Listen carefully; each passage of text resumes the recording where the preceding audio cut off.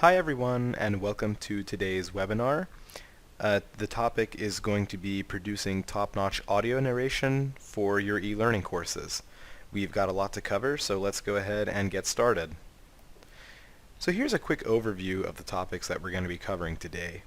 I'm going to start by talking about creating the ideal conditions in your recording environment, after which I'm going to move on to a discussion of the kind of recording equipment that would be good to use. Following that, we're going to talk about some pre-production measures that you can take before actually starting the recording, things like cleaning up your recording transcript.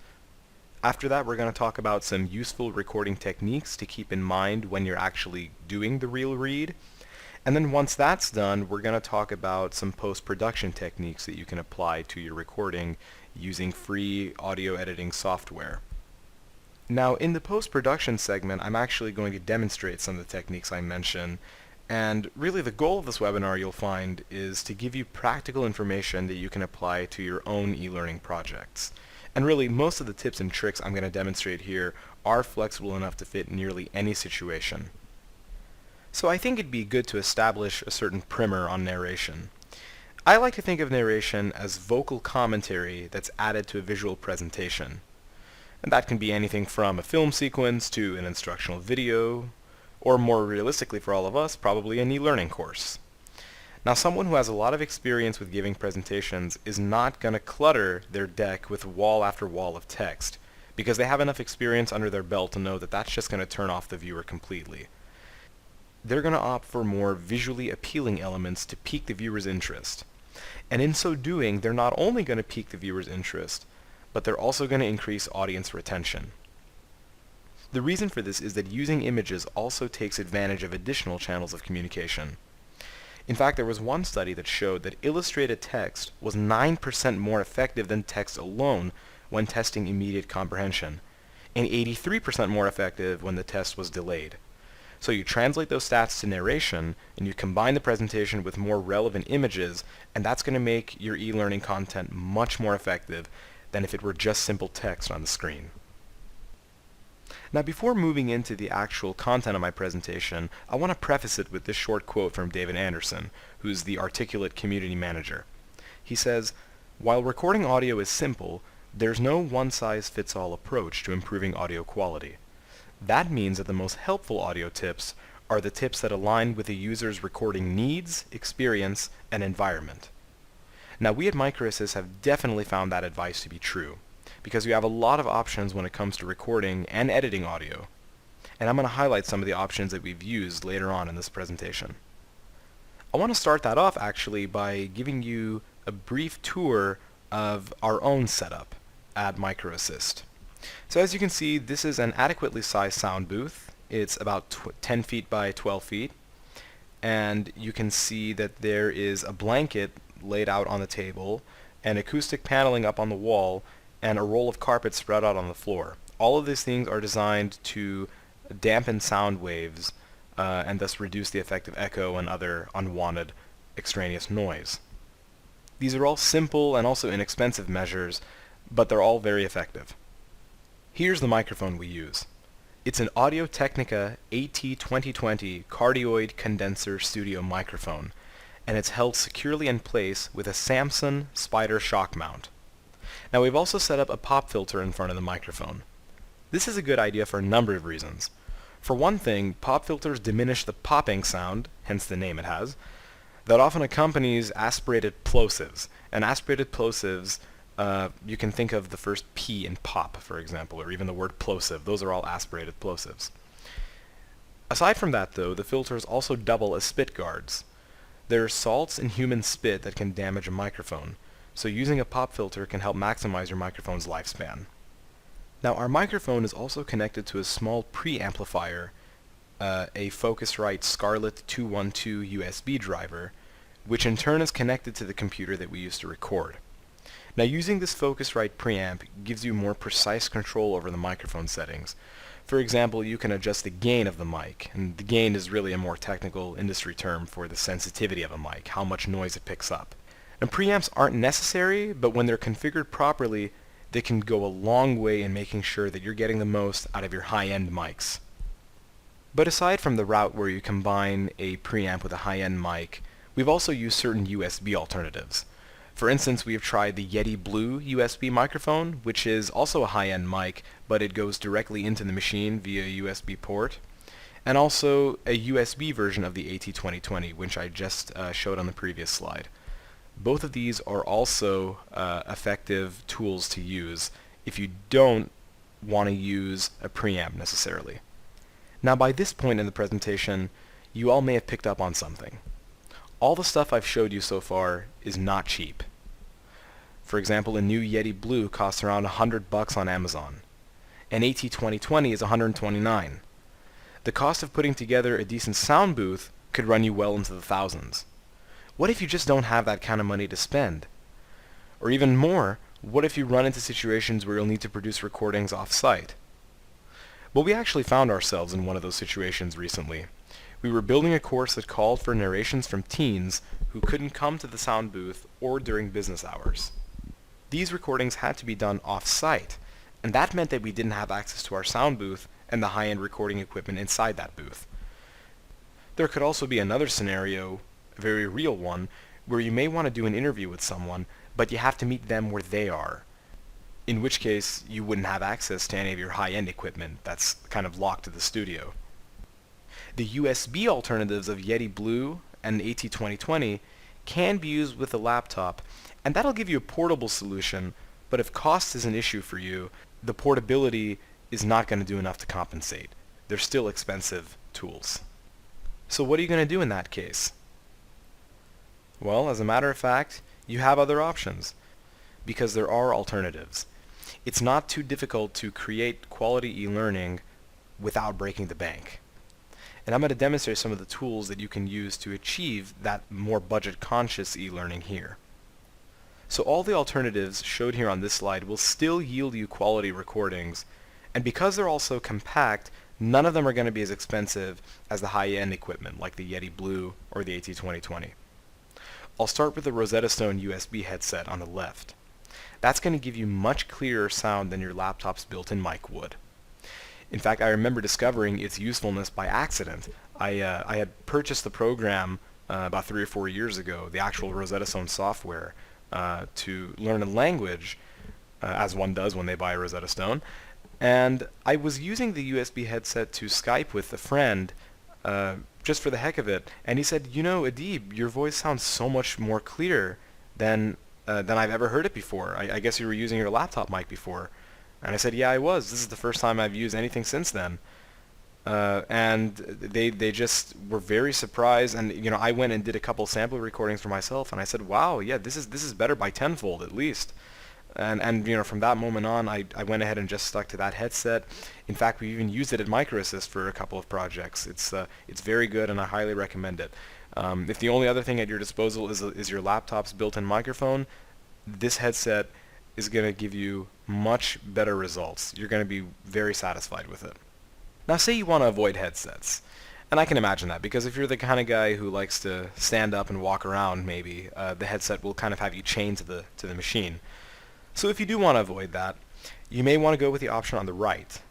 Samsung Technologies has a microphone called the Samsung Go USB condenser mic. This is probably the most portable solution available, especially for its price, just $40. The mic can clip to your laptop or stand on your desk. It even comes with a kit that makes it compatible with iPads. Very versatile stuff. Now, a slightly more expensive option than those two mics, but a still renowned and highly rated one, is the Blue Snowball. We've used that in the past as well, and it's proved to be a suitable alternative.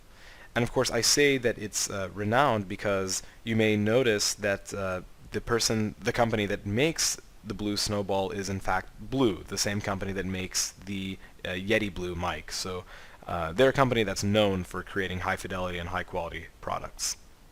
So now let's move away from the recording equipment and go back to the environment for just a second. Do you absolutely need a sound booth to produce decent recordings? The obvious answer to that question is no. Shelling out a few $1,000s on a sound booth is a really tall order. Not everyone can afford to spend that kind of money. But it's actually not hard to simulate an environment that is similar to a sound booth. If you're recording at home, for instance, You can honestly just use a closet. And if the closet is carpeted, all the better, because that's going to help absorb any extraneous noise. But in the more likely scenario that you're going to be doing the recording at work, see if you can find an empty office, or borrow someone else's for a short time. If you do that, though, you definitely want to be mindful of company culture. If your door is closed, what does that mean? Does it mean knock before entering, or does it signal to others that you want to be left alone? You may just want to play it safe and put a note on the door that'll tell people on the outside what you're doing. Okay, so now that you've taken care of your recording equipment and environment, let's go ahead and move on to the pre-production measures you can take to make the recordings smooth and easy to edit.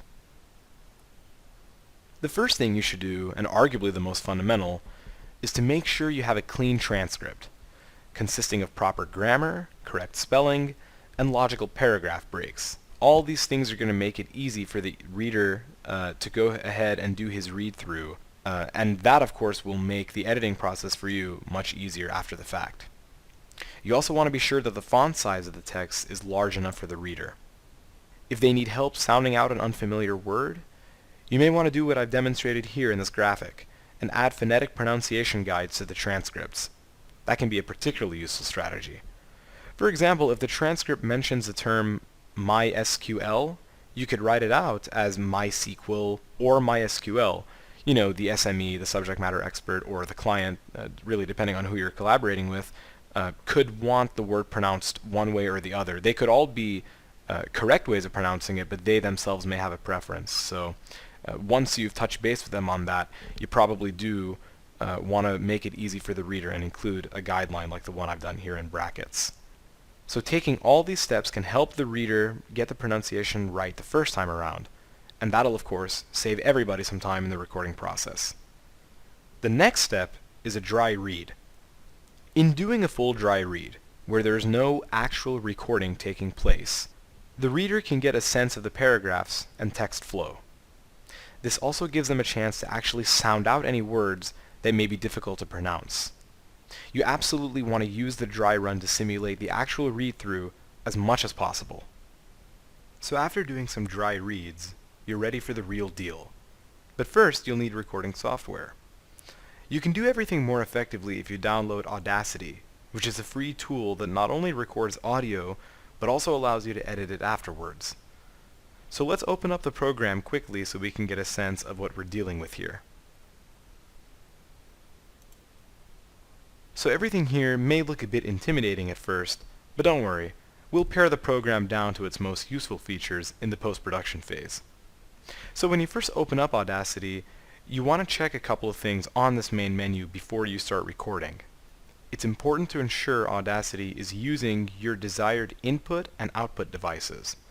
So click the drop-down list to the right of the microphone up here and check to see which microphone Audacity is using. If you've plugged in a headset, for example, via your USB port, but the default option is your computer's internal mic, you may end up using that internal mic instead of the headset if you neglect to check here on the drop-down list. It's also a good idea to use the headset for playback too, since that helps you hear the recording more clearly than your laptop speakers. Now having said that, do the same thing with the drop-down list to the right of the speaker icon. Again, if you don't do this before playing back the audio, you may notice that the sound is coming from your laptop speakers instead of the headsets. And of course the headset is much closer to your ears and gives you more high fidelity output than the average set of laptop speakers will. So that's why the headset is typically a better option. So now let's move away from Audacity for the time being and go back to the presentation. Now if in fact you are going to be using a headset, you want to do a few things for positioning. You want to lift the boom arm just below eye level and position the mic's head at least 3 inches away from your face. If you're using a desk mic though, you have more room, so you can comfortably move that at least 5 inches away from your face. Now these adjustments are intended to minimize the impact of sibilance, which is the whistling sound that happens whenever you say the letter S sometimes, like this, and also lip smacking and other distracting sounds that may occur during recording. All of those things, of course, may sound more prominent if the mic is placed directly in front of your mouth. So now that you've got all those things in order, you're really ready to do the actual recording process. The one thing you need to determine at this point, of course, is who's going to be doing the recording, because there are certain sets of tips that apply depending on who's actually going to be sitting behind the microphone. If you're the one who's recording, keep a few tips in mind. If you stumble over your words at some point, just stop immediately, take a few deep breaths, take a sip of water if you need to, and then take it from the top. Don't stop recording. Don't start at the beginning of the entire transcript. Don't do any of that. Just start back at the beginning of the sentence, right after you've left yourself a little gap of silence. That's going to give you room to work with during the post-production phase, because it's very easy to see where silence is, and it's very easy to just go ahead and delete that and bridge the gap between where you made the mistake and where you start reading correctly again. I also mentioned in the pre-production phase that your transcript should have logical paragraph breaks. Now that's not just for an aesthetic effect. You can also use it on a practical level. You can use those paragraph breaks as moments to pause and take a breath. Again, take a sip of water, stand up and stretch. Now, if someone else is going to be doing the recording, there's another tip that you'll find useful in addition to the ones that I just mentioned. You want to tap them on the shoulder as a signal for when to start reading or even when to stop reading, because maybe you as the observer notice that the reader made a mistake and that they need to stop, take it from the top, and try again. Now, there are, of course, some universal tips that apply regardless of who is doing the reading, whether it's you or someone else.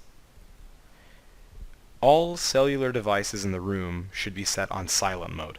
Not vibrate, because if you're using a good mic, and I hope you are, then it's going to pick up the noise of that vibration. So you just want to play it safe by putting everything on silent mode. By the same token, you want to close all open browser windows and other applications on your computer which you'll be using to record that may have the potential to make noise.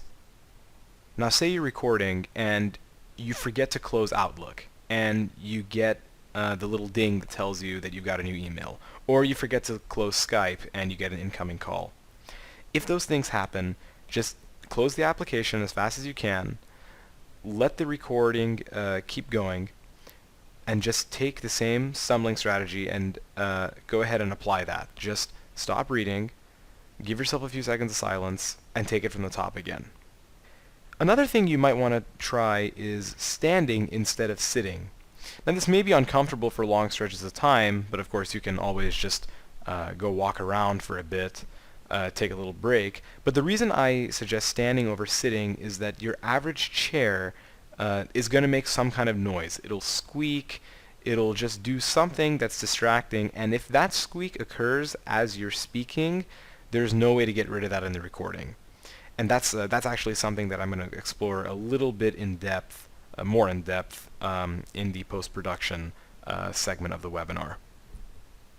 Another thing you want to do is to go paperless for sure. If you've got your script printed out, doesn't matter whether it's stapled or loose, if you touch it, if you move it, if you fiddle with it, it's going to make some kind of rustling noise. And like I said before, if that rustling noise happens as you're talking, there isn't any way to extricate that from the sound of your voice. So it would just be easier to have the script open on your computer and really have that be the main thing you're looking at as the recording is taking place. Because Audacity doesn't need to be the active window as you're recording. You can have that running in the background while you're looking at the script as the primary thing on your screen. You also really want to shoot to do more than one recording. Now let me give you an example as to why that's important. If you've only got one recording to work with, and 2/3 of it sounds bad for some reason, that's all you've got to work with.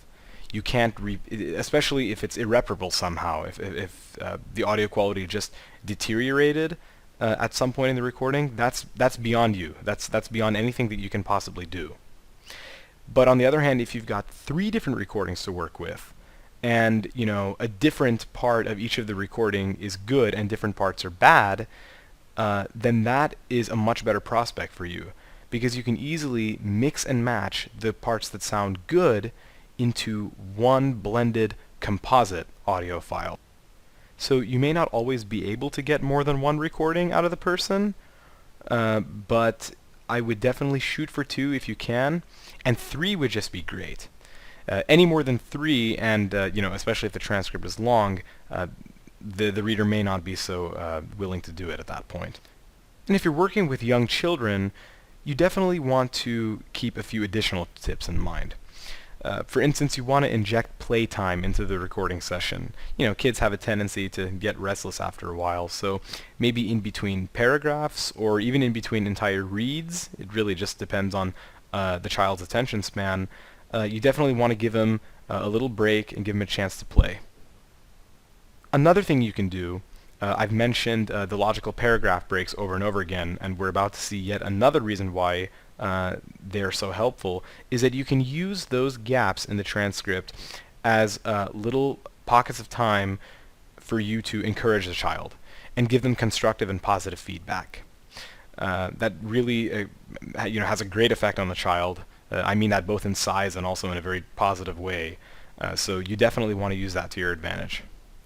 Now, if the child reads off a script, which they probably would be, you may find that their delivery sounds a bit unnatural, especially if they don't have any prior experience with doing narrations of that kind. They probably won't make it very difficult for the person on the other end to pick up on the fact that the child is reading off of a script. It just doesn't sound natural. But one thing you can do to address that issue of tone is to prime the child's delivery. Have them imagine that they're talking to a friend. That way they don't have to feel like they're just broadcasting to some disembodied audience who is just God knows where. So you may want to do that to, again, prime their delivery and have them shift their tone in that way. Failing that, though, if you just can't get the kind of tone that you're looking for out of them, which is totally understandable, then try using a substitute. Especially if a child that you were going to work with, or really that the role calls for your transcript, is a young boy, you may want to try women, because in acting and in film, women's voices don't break as they age. So in that industry, they do use them as substitutes sometimes for young boys. Okay, so at this point, you've got a recording, or hopefully 2 or 3 of them, at your fingertips. It's going to appear in Audacity as a waveform, which can seem intimidating. Let's go ahead and shift gears over to Audacity right now. So to close out this webinar, I'm just going to show you a few quick techniques that you can use in Audacity to do some fairly effective editing. Now, let's take a scenario where the input of your mic was too high or too low, and for that reason your recording came out a lot louder or softer than you wanted it to be. One thing you can do is to amplify a certain part of your recording. So let's say that this particular part seems a bit low. What you'll do after you just simple click and drag, and once you've done that, go up here to the effect menu. Really everything that you'll ever want as far as doing major editing on your recording will be up here in the effect menu. So we'll go to the very first option, which is amplify. And then again you can use this slider. The further left you go, it will actually decrease the volume. As you can see, it's negative decibels at this point. But let's have it just increase a little bit, let's say by about 8 decibels, and hit OK. So you can see it increased a bit there. So you can either increase, if the clip is deselected, doing what I just did in the Amplify menu will increase the overall volume of the entire clip. But if, like I just did, and I'm going to go ahead and undo it, so if I undo it, it'll revert back to its softer state, and redoing it will make it louder again. Now what if your reader read at a really fast pace? There are a lot of things that if a person is reading and something happens to the voice, like I mentioned the chair squeaking, which is why I recommended you to stand up instead of sit down. If that kind of thing happens as you're speaking, you can't do anything about that. It can't be repaired. Is fast reader pace, does that fall under the same category? Can it not be repaired? Actually, Audacity does have a tool that lets you do that. Now I'm going to show you. Let's just, we don't need to select anything for this part because we're just going to assume that the whole recording was read really quickly. So, but if that isn't the case and it was just a certain part, again, you can do what I did previously and just take the one offending part, if you will, and then apply this next step that I'm about to show you. You'll go up here to Effect, and then you'll see two different options here, change speed and change tempo. Now it may sound intuitive actually to do change speed, because, you know, that'll speed up the recording, right? Well, yes, it will speed up the overall rate of the recording, if you will, but what happens in the process is that the pitch of the person who's reading gets altered. So the slower you make it, the more you drag it out, he's going to sound like this. And if you make it, if you do the converse, and you really compress the recording and make the speed much higher, then you're going to sound like Alvin and the Chipmunks. So you don't want that. What you can do, though, is you can change the tempo. The tempo is going to do exactly what you're looking for. It even says right here, change tempo without changing the pitch. So if let's make it about, say, tenfold, the size of the recording compressed. And now the person in this recording is going to sound faster, but his pitch is going to sound exactly the same. His voice is not going to get higher or lower. Now the last thing that I want to demonstrate in this webinar is arguably one of the most useful features in all of Audacity, and that's the noise removal tool. Now let me show you how that works. So this little stretch of audio right here is just noise. It shouldn't belong here, and it's very distracting. But it's noise that occurs throughout the whole recording. So how can we get rid of it? Again, you'll want to go up here to the Effect menu, and then go over here to Noise Removal. And again, it's essential that you select a little piece of the offending noise where the only thing in your selection should be that noise. It shouldn't be the sound of anyone else's voice or anything like that, just the noise that you want to remove, because that's going to be called the noise profile. It even says select just a few seconds of noise so Audacity knows what to filter out. You'll click that, and it'll look like it's doing nothing, but in fact what happens behind the scenes is that Audacity is registering this as, okay, this is the noise that I need to remove. So then you can go ahead and deselect that, and then you'll want to go back up to Effect and click Repeat Noise Removal. And once that's done, you'll see how everything kind of just shrunk a bit. So the noise has been pretty much removed from the entire recording, not just the part that I selected, but Audacity took what I selected and it matched it against everything in the recording. And wherever it found a match, which was probably throughout the whole recording because it was a persistent noise, it got rid of every trace of it. Now I do want to raise one important caveat here, because when I first started using the noise removal tool, I had the wrong idea about it. I thought what you were supposed to do is, again, let's go back to the chair example. Let's say that I'm recording and I'm sitting in my chair and it lets out a really loud squeak, a squeak that's louder than my voice. And I'm like, wow, I really want to get rid of this thing. How can I do that? So what I did at that point was I highlighted that little piece of the audio where both my voice and the sound of the chair squeaking overlapped. And I thought to myself, okay, there's a tool here called noise removal. So Audacity is going to be intelligent enough to know which is noise and which is not. In other words, the offending noise is the chair squeak, and the voice that the sound that it should keep is the sound of my voice. But of course, Audacity doesn't know the difference between the two. And furthermore, that's not even the point of the noise removal tool. The point of it is to create a profile of offending noise like I just did. So again, you have to just isolate where that sound that you want to be removed occurs. And then you highlight that, and then you go ahead with the noise removal process.